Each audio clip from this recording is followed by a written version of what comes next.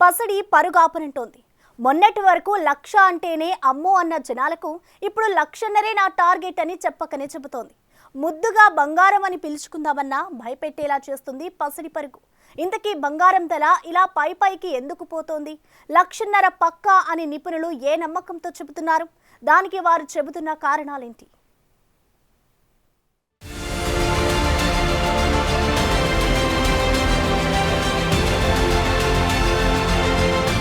పలుకే బంగారమాయన అని ఊరికే అనలేదు పెద్దలు. బంగారానికి ఉండే విలువను అప్పుడే ఊహించారు. అందుకే ఈ పసిడి ధర పరుగులు ఆపడం లేదు. కాస్త తగ్గినట్టే తగ్గి ఇప్పుడు మళ్లీ పైకి పరుగులు తీస్తోంది. ఇకపై మీకిష్టమైన వారిని ముద్దుగా బంగారమని పిలవాలనుకున్నా కాస్త ఆగి ఆలోచించాల్సిన పరిస్థితి తీసుకొచ్చింది ఈ అసలు బంగారం. ఇప్పటికే 1,00,000 దాటింది బంగారం ధర. అయితే ఇది కాదు ఇప్పుడు అసలు మ్యాటర్. ఈ ధర 1,40,000 నుంచి 1,50,000 వరకు చేరుకునే అవకాశం ఉంది.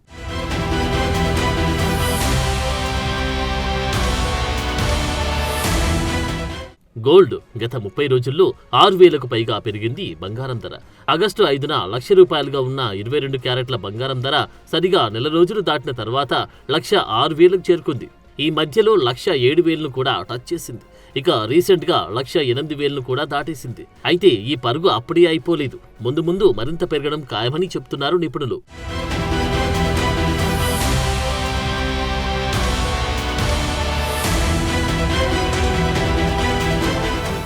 మరి పసిడి ధరకు పరుగులు ఏంటి అంటే సమాధానం అంతర్జాతీయంగా పెరిగిన అనిశ్చితి పరిస్థితులు, యుద్ధాలు, ఇంకా ముఖ్యంగా అమెరికా అధ్యక్షుడు డొనాల్డ్ ట్రంప్ తీసుకునే అడ్డగోలు నిర్ణయాలు. మామూలుగా చరిత్రలో ఎప్పుడూ లేనంతగా ఆల్ టైమ్ హైలో బంగారం కొండెక్కి కూర్చింది.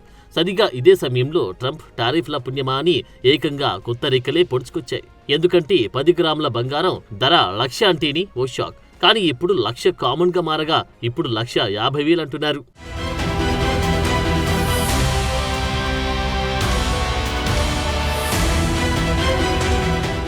నిజానికి చాలా మంది జాతీయ అంతర్జాతీయ నిపుణులు బంగారం 1,00,000 దాటుతుందన్నారు.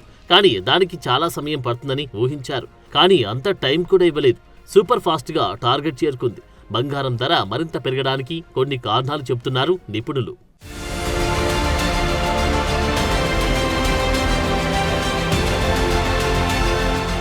నిజానికి ప్రతి దేశం డాలర్లలోని తమ చెల్లింపులు చేస్తున్నాయి. కానీ ట్రంప్ పుణ్యమాని ఇప్పుడు డాలర్ పెత్తనానికి సవాలు ఎదురవుతున్నాయి. దీనికి ఆజ్యం పోసింది రష్యా ఉక్రెయిన్ యుద్ధం. ఈ యుద్ధం ప్రారంభం కాగానే అమెరికా తన అమ్ముల పొదిలోని తొలి అస్త్రాన్ని రష్యాపై ప్రయోగించింది. రష్యా రిజర్వులోని $300 బిలియన్ నిధులను ఫ్రీ చేసింది. ఈ ఒక్క నిర్ణయం అనేక దేశాలను తిరిగి ఆలోచించేలా చేసింది. అమెరికాకు నచ్చకపోతే ఎప్పుడైనా మనపై కూడా ఇలాంటి నిర్ణయమే తీసుకునే అవకాశముందన్న ఆలోచన వచ్చేలా చేసింది. దీంతో అనేక దేశాల సెంట్రల్ బ్యాంకులు తమ దృష్టిని బంగారం వైపు మరల్చాయి. బంగారాన్ని ఓ ఇన్సూరెన్స్ పాలసీగా చూడడం ప్రారంభించాయి. కరెన్సీ విలువ మారుతుంది గాని బంగారం విలువ మార్చడం అంత ఈజీ కాదనే ఆలోచన అనేక దేశాలది. ఒక్క మన సెంట్రల్ బ్యాంక్ 1000 టన్నుల బంగారాన్ని కొనుగోలు చేసింది. ఇది కేవలం కొనుగోలు చేయడం మాత్రమే కాదు, ఇదో వ్యూహాత్మక చర్య అని చెప్పవచ్చు.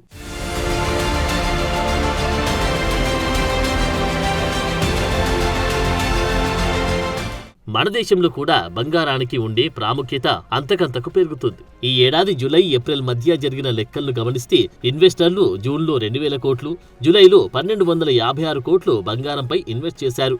ఏదో పండగల సమయంలో కొనుగోలు చేసినట్టు కాకుండా భారతీయులు, భారతీయ సంస్థలు ఇప్పుడు బంగారాన్ని ఓ అసెట్ గా చూస్తున్నారనేది దీన్ని బట్టి అర్థమవుతుంది.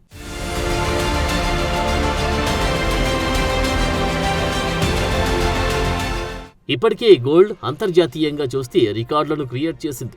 ఏప్రిల్ ఔన్స్ బంగారం $3,500లకు చేరింది. ఇప్పుడు అది మరింత పెరిగే అవకాశం కనిపిస్తుంది. ఈ బంగారం ధరల పెరుగుదల వెనుక ట్రంప్ హస్తం కూడా ఉందని చెప్పాలి.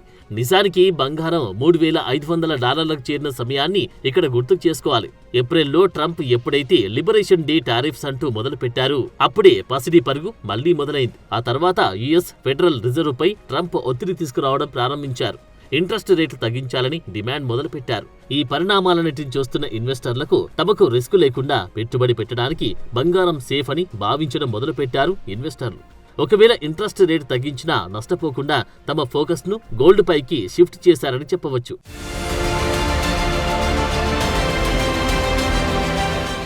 ఏ దేశ కరెన్సీ అయినా దాని విలువ తగ్గిపోతుందని తెలిసినప్పుడు ఆయా దేశాలకు ప్రత్యామ్నాయంగా అనిపించేది బంగారమే. అంతేకాకుండా అమెరికా బాండ్లను కొనుగోలు చేయడం కంటే తమ డాలర్ రిజర్వులను బంగారంగా మార్చుకోవడమే మేలనే భావన ఇప్పటికీ అనేక దేశాల్లో ఉంది. ట్రంప్ పాలనా తీరు, ఆయన సంచలన నిర్ణయాలు చూస్తుంటే యుఎస్లో వ్యూహాత్మక పెట్టుబడులు పెట్టేవారు 1-2 సార్లు ఆలోచించుకోవాల్సిన పరిస్థితి. అంతేకాకుండా ప్రపంచవ్యాప్తంగా ఉన్న కేంద్ర బ్యాంకులు గతేడాది దాదాపు 1040 టన్నుల బంగారాన్ని కొనుగోలు చేశాయంటేనే అర్థం చేసుకోవచ్చు. ఈ కొనుగోళ్లు ఇప్పటికి కూడా ఆగడం లేదు.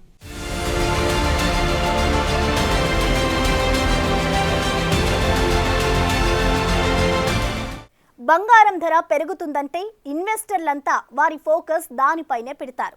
మరి ఇది ఎంతవరకు సేఫ్? నిజంగా ధర పెరుగుతుందన్న భరోసా భారీగా పెట్టుబడులు పెట్టొచ్చా? బంగారం ధర అలా పైకి వెళ్లడం ఎంతవరకు నిజం? గత అనుభవాలు ఏం చెబుతున్నాయి?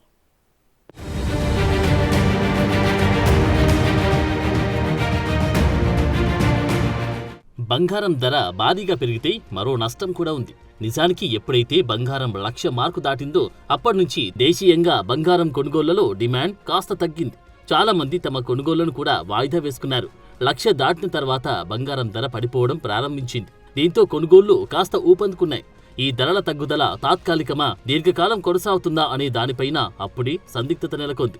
అంతర్జాతీయ మార్కెట్లలోని ఒడిదుడుకులు, దేశీయ డిమాండ్ సరళిని బట్టి బంగారం ధరలు మారే అవకాశం ఉంటుందని అందరికీ తెలిసింది. దీనికి తగ్గట్టుగానే మళ్లీ బంగారం ధర పెరుగుతూ వచ్చింది.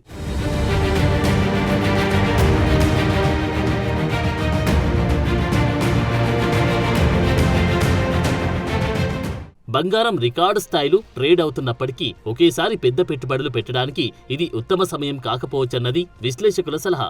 పెట్టుబడిదారులు కాలక్రమేణా చిన్న మొత్తాల్లో కొనుగోలు చేయడం ద్వారా బంగారాన్ని పోర్ట్ఫోలియోలో చేర్చుకోవచ్చని అంటున్నారు. ఇక పెట్టుబడిదారులు ఖర్చులను నిర్వహించడానికి డిజిటల్ బంగారం లేదంటే ఈటీఎఫ్లలో ఎస్ఐపీల ద్వారా అస్థిరమైన కొనుగోలును ఎంచుకోవచ్చని కూడా చెబుతున్నారు. ఎందుకంటే రాబడి కంటే గోల్డ్ భద్రత, వైవిధ్యీకరణ, అనిశ్చిత సమయాల్లో ఈజీ ఈక్విడిటీ ఉంటుందని అంటున్నారు. నిజానికి బంగారం దీర్ఘకాలిక ప్రమాణాలను పరిశీలిస్తే గోల్డ్, ఈక్విటీలు రెండూ బలమైన రాబడిని ఇచ్చాయి అనడంలో సందేహం లేదు. 2014 నుండి 2024 వరకు బంగారం దాదాపు 178% రాబడినివ్వగా నిఫ్టీ 50 ఇండెక్స్ దాదాపు 185% రాబడినిచ్చింది. కాబట్టి ఎక్కువ కాల వ్యవధులు, ఈక్విటీలు, కాంపౌండింగ్, పెయిడ్ డివిడెండ్లు, ఆర్థిక వృద్ధి కారణంగా సంపూర్ణ రాబడులు స్వల్ప ప్రయోజనాన్ని కలిగి ఉంటాయనే అభిప్రాయం ఉంది. అయితే మార్కెట్ క్షీణత కాలంలో బంగారం మెరుగ్గా ఉంటుందనే సూచన కూడా ఉంది. తీవ్రమైన మార్కెట్ క్షీణతల సమయంలో బంగారం స్టాక్ల కంటే మూలధనాన్ని బాగా రక్షిస్తుంది.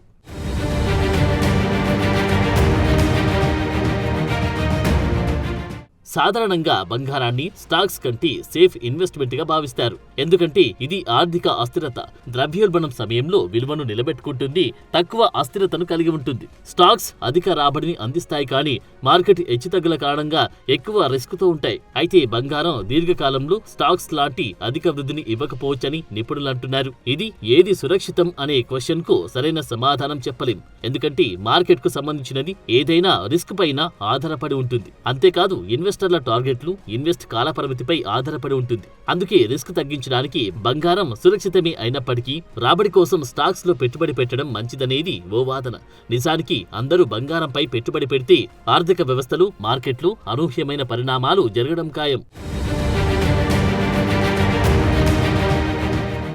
నిజానికి ఇన్వెస్టర్లంతా బంగారంపై పెట్టుబడి పెడితే స్టాక్స్, బాండ్లు, రియల్ ఎస్టేట్ వంటి ఇతర పెట్టుబడి రంగాల్లో డబ్బు ప్రవాహం తగ్గుతుంది. దీనివల్ల ఆయా రంగాల ధరలు పడిపోవచ్చు. కంపెనీలకు మూలధనం సేకరణ కష్టమవుతుంది. ఇది ఆర్థిక వృద్ధిని తీవ్రంగా దెబ్బతీస్తుంది. బంగారం ఉత్పాదక ఆస్తి కాదు కాబట్టి అందరూ బంగారంలో పెట్టుబడి పెడితే ఉత్పాదక రంగాలకు పెట్టుబడి తగ్గి ఆర్థిక కార్యకలాపాలు మందగిస్తాయి. దీంతో ఉద్యోగ నష్టాలు, ఆర్థిక మాంద్యం వచ్చే అవకాశం లేకపోలేదు.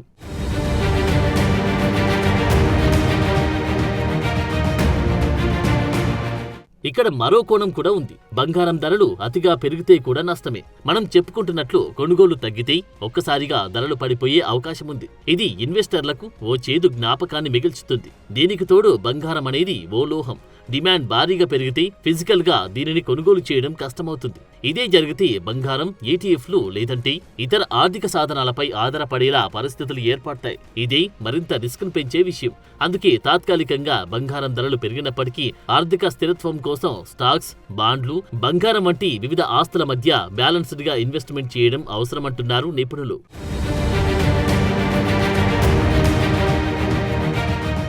బంగారం ధర ఎప్పుడు ఎలా ఉంటుందో, ఎలా ఊహకు అందదో చెప్పడానికి ఒక ఉదాహరణ చెప్పుకోవాలి. గోల్డ్మన్ సాచ్ నివేదికల ప్రకారం 2025 చివరి నాటికి అంతర్జాతీయంగా ఔన్స్ బంగారం ధర $3,000 చేరే అవకాశముంది. కానీ ఏప్రిల్ నాటికి $3,500 చేరింది. ఇక BMI నివేదిక ప్రకారం 2025లో ధరలు 15% తగ్గి 10 గ్రాముల బంగారం 64,000 నుంచి 70,000కు చేరుకుంటుందని అంచనా వేశారు. కానీ దీనికి వ్యతిరేకంగా ఆకాశం వైపు దూసుకుపోతుంది. అందుకే బంగారం విషయంలో ఎవరి అంచనాలు నిజమవుతాయి, ఎవరి అంచనాలు తప్పుతాయి అనేది పూర్తిగా ఆర్థిక పరిస్థితులపై ఆధారపడి ఉంటుంది. ఇప్పుడు మనం అనుకుంటున్న తులం బంగారం 1,50,000కు చేరే అవకాశం ఎంతైతే ఉందో తగ్గడానికి కూడా అంతే ఉంది.